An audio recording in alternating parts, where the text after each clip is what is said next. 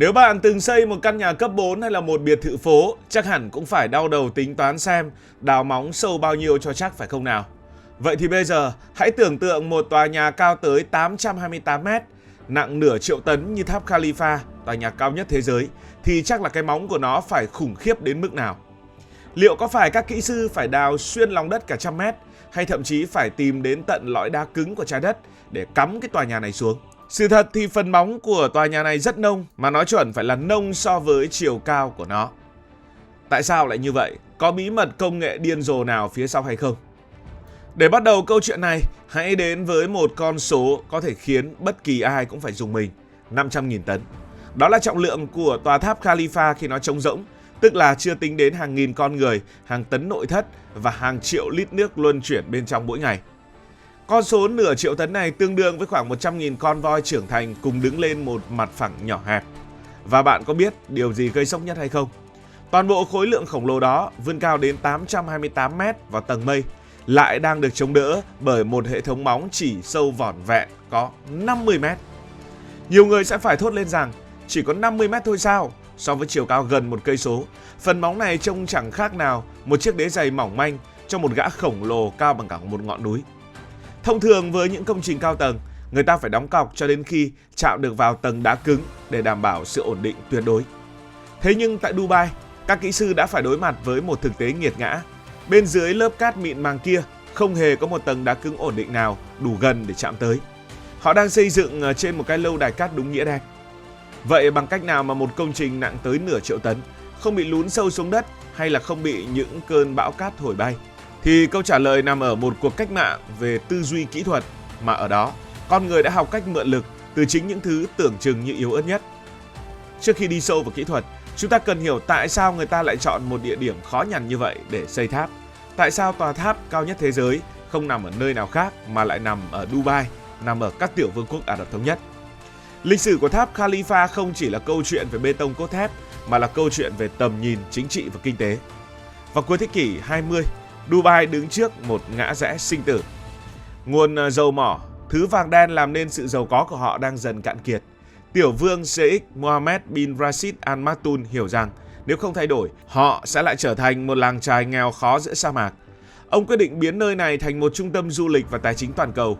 Và để thu hút sự chú ý của cả thế giới, họ cần một biểu tượng, một thứ gì đó vượt xa giới hạn của nhân loại. Tuy nhiên, việc xây dựng tại Dubai là một cơn ác mộng về địa chất. Đất ở đây chủ yếu là cát sa mạc rất mịn và đá vôi mềm, xen kẽ với các túi nước ngầm rất mặn. Các kỹ sư đã phải đối mặt với một áp lực rất lớn. Nếu tòa nhà chẳng may bị nghiêng dù chỉ một vài cm ở phần móng, thì ở phần đỉnh tháp cao hơn 800 mét, độ lệch đó sẽ trở thành một thảm họa kinh khủng. Đây không chỉ là vấn đề về toán học mà là một cuộc đấu trí với thiên nhiên, nơi mà mọi quy luật xây dựng truyền thống đều bị thách thức. Họ phải tìm ra một cách để biến lớp cát lún thành một bàn tay khổng lồ, đủ sức nắm chặt lấy chân đế của tòa tháp. Và bí mật ở đây nằm ở 192 cái cọc và sức mạnh của sự ma sát. Khi không thể tìm thấy đá cứng để tựa vào, các kỹ sư đã phải sử dụng một nguyên lý mà chúng ta có thể gọi nôm na, đó là ma sát.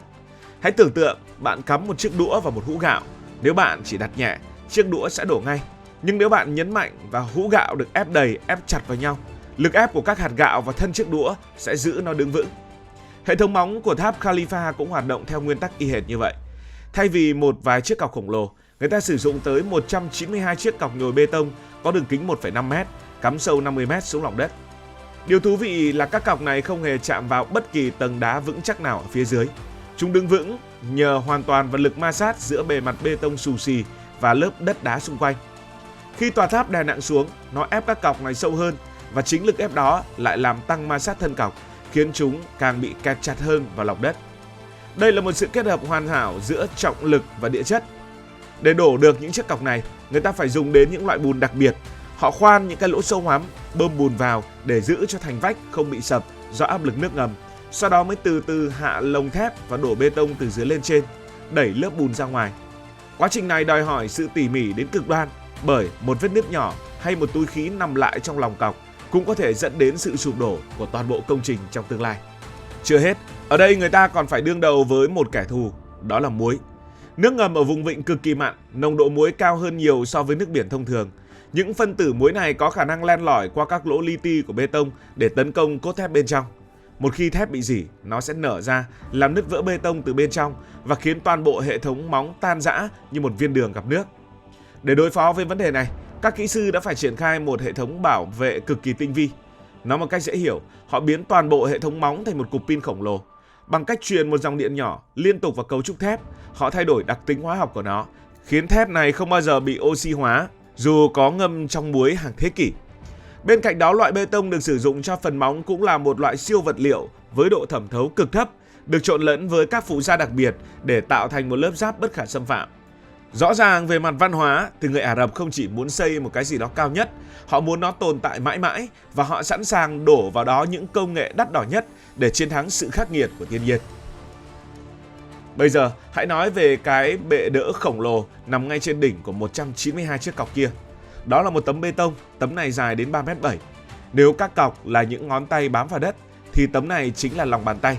Thiết kế của nó không phải là một khối vuông hay tròn bình thường mà mô phỏng hình dáng của loài hoa sa mạc, một loại hoa đặc trưng của vùng đất này. Hình dáng chữ Y này chính là chìa khóa để tòa tháp đứng vững trước kẻ thù lớn nhất của các tòa nhà chọc trời, đó là gió. Ở độ cao 800 m, gió là những luồng năng lượng khổng lồ có thể bẻ gãy mọi cấu trúc cứng nhắc. Thiết kế chữ Y giúp phân bổ tải trọng cực kỳ thông minh.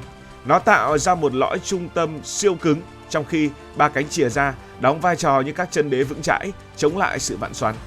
Khi gió thổi vào một cánh, hai cánh còn lại và hệ thống móng tương ứng sẽ tạo ra lực đối kháng để giữ cân bằng. Đơn giản là bởi nếu một tòa tháp quá cao mà bị rung lắc, người bên trong sẽ cảm thấy nôn nao và sợ hãi. Nhờ hệ thống móng và thiết kế khí động học này, độ rung lắc ở đỉnh tháp Khalifa được hạn chế đến mức tối đa, mang lại cảm giác an tâm, an toàn tuyệt đối cho những người sống ở 9 tầng mây. Nhìn lại toàn bộ quá trình xây dựng phần móng kéo dài tới 2 năm, chúng ta mới thấy các kỹ sư, các công nhân cực kỳ công phu. Đó là 45.000 mét khối bê tông và hàng nghìn tấn thép được đặt vào vị trí với độ chính xác đến từng mm. Việc xây dựng móng cho Khalifa không chỉ đơn thuần là đổ bê tông, mà đó là một quá trình thử nghiệm với sai số, nơi các kỹ sư phải liên tục đo đạc áp lực đất, độ lún và sự thay đổi của mức nước ngầm để điều chỉnh kịp thời. Sự thành công của tháp Khalifa đã thay đổi hoàn toàn tư duy của ngành xây dựng thế giới. Nó chứng minh rằng với khoa học và sự sáng tạo, con người có thể chinh phục được cả những địa hình bất lợi nhất. Nó xóa tan nỗi sợ hãi về việc xây dựng trên cát lún và mở đường cho những siêu công trình khác. Tóm lại, hệ thống móng của tháp Khalifa là một kỳ tích của ma sát và hóa học hơn là một cấu trúc chống đỡ đơn thuần. Chỉ với 50 mét chiều sâu, nó đã mang trong mình trọng trách bảo vệ một công trình cao gấp gần 17 lần độ sâu đó. Bằng cách sử dụng 192 chiếc cọc nhồi hoạt động dựa trên lực ma sát, một tấm bè bê tông dày cộp hình hoa sa mạc và hệ thống dòng điện chống ăn mòn muối mặn, các kỹ sư đã biến điều không thể thành có thể. Cảm ơn vì đã quan tâm theo dõi câu chuyện này.